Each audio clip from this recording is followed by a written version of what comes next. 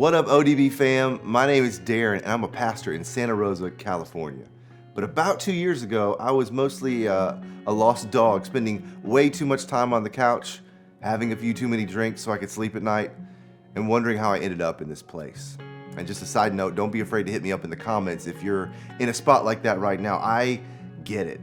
See, when you're broken, you don't want to talk to the perfect person who has it all together. You want somebody who can relate. So trust me, I can relate. I wanted to give up. See, at the time, I was a former pastor, fired, embarrassed, discouraged, mad, hurt, confused, and ready to give up on what I knew was my calling in life. So I decided I was going to go chase the money, make a name for myself, and prove myself to all the haters. You ever been there? See, I had this great job at a great church leading a lot of students. I loved my role. I loved my church. I probably would have stayed for life. My temperament style is fiercely loyal. Once I'm on your team, I'm in the trenches with you, and we are doing battle together, which is also why it's deeply painful for me to hear that someone else's loyalty has run out. And I know you want to know the juicy details of what happened, but it's not that spicy. I said some things I shouldn't have said.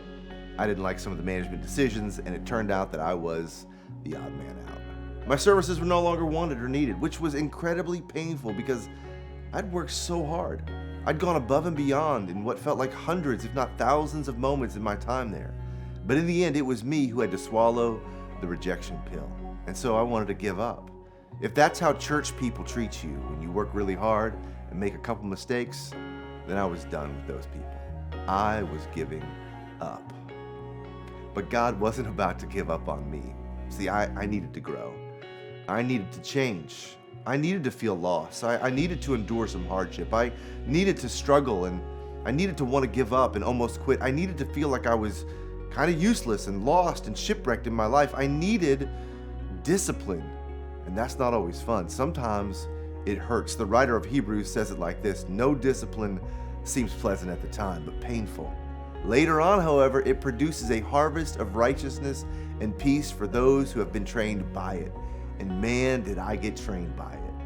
I needed the discipline because God had more in mind for my future. He had leadership in mind. He had a new place, new people, new opportunity. And he knew what he was doing when he allowed my story to unfold as it did. Today, I'm leading a church in Santa Rosa, California. And you know what? The people of my new city, they're hurting. Many have given their lives over to things that can hurt them. There's a lot of pain and a lot of hopelessness. The very things I just walked through and survived are the very things I'm speaking to today. Recently, we did a 4-part series called Find Out What Happens When You Don't Give Up. My older brother's an artist, and I stole that line from one of his paintings.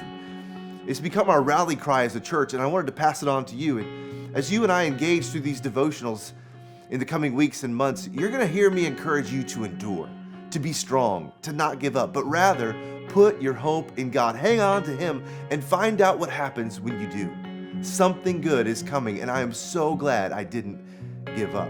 I'm right where God had in mind when He walked me through the season that felt so difficult. And He knows right where He's leading you as well.